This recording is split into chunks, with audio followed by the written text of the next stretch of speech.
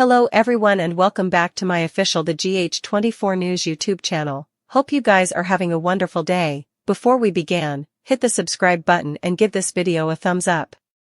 Lucky Spencer will try to deliver Elizabeth Baldwin from Cyrus Renault while Carly Spencer and Jack Brennan face an interruption. Drew Quartermaine will also beget some drama, so that's what observers can anticipate. At the Savoy, Drew will have a heated exchange with Curtis Ashford who'll try to put the battle out of his mind in the end. Curtis will assure Portia Robinson that they don't need Drew ruining their evening. Willow Corinthos will be taken suddenly in Wednesday's occasion.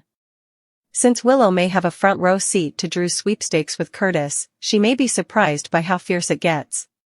Next, Brad Cooper will continue talking to Lucas Jonas and suggest that Commodity is wrong on so numerous situations.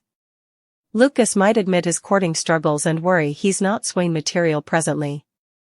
That could leave Brad scrabbling to move Lucas that he's still got it. At Bobby's, Emma Drake will seek Jocelyn Jack's help with Commodity, but it may have to stay.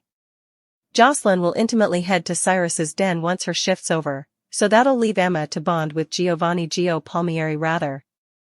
As for Dante Falconeri, he'll sense that Harrison Chase needs to get Commodity off his casket.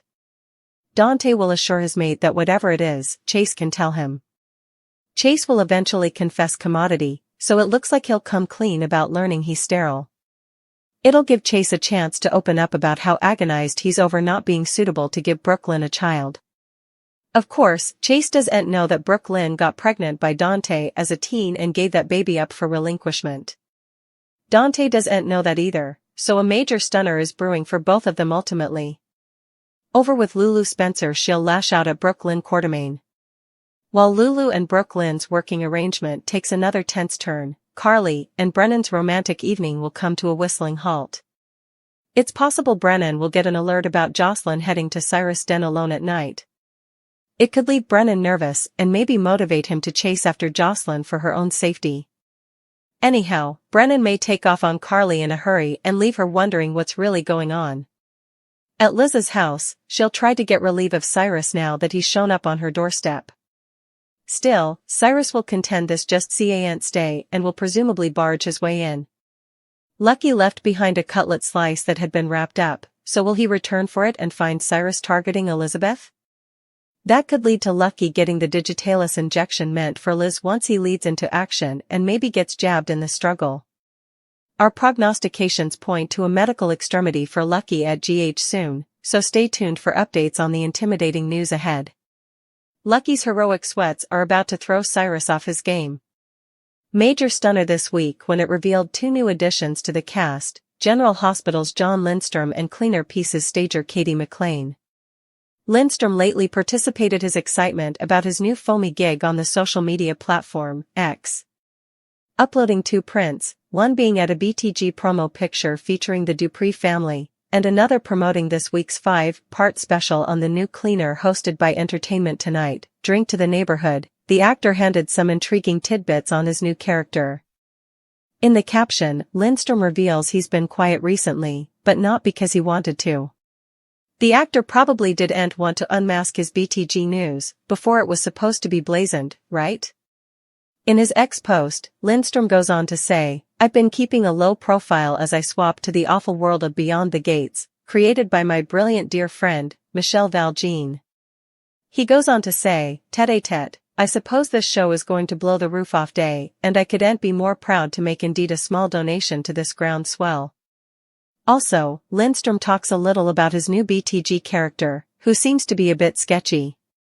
BTG cult may formerly know that Lindstrom is slated to step into the part of Joey Armstrong, who's a summer house proprietor, and the actor describes him as a bit of an entrepreneur of feathers. Still, effects turn a laddie dark in Lindstrom's X post when he states that important like him, Joey doesn't like it when people owe him plutocrat. The actor also implies that, unlike Joey, he wouldn't cut a person's hand off if they owe him $10. Anyone owing Lindstrom plutocrat can breath a shriek relief. Still, it sounds like Joey Armstrong is a character that people shouldn't mess with. Of course, Lindstrom is no foreigner to playing shady characters in the land of detergents. He formerly portrayed periodical killer psycho Ryan Chamberlain on With that said, as he enters this new part, and is presently still in the land of Port Charles playing Kevin Collins, suckers can't help but wonder if his GH days are now numbered. Only time will tell. Beyond the Gates spoilers suggest the proverbial poop is about to hit the addict, behind the gates of Fairmont Crest when the Major Cleaner premieres on Monday.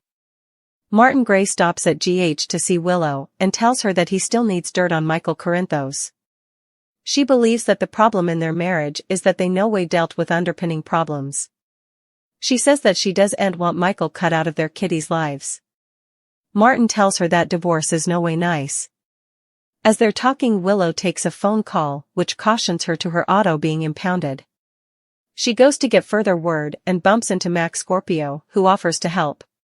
Willow suppositions that Tracy Quartermain had her auto moved out of the garage on the estate and also hauled from the road. She says the auto is a mongrel that she possessed before marrying Michael and that it means commodity to her. Mac stops in to see Anna Devane to find out WHYT Jason is being held for making pitfalls against Cyrus Renault. He tells Anna the case is flimsy yet stylish and she agrees.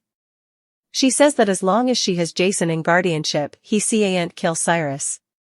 Mac points out that if Jason killed Cyrus, they'd each be better off. Anna says he'd leave no substantiation, but it still wouldn't be right.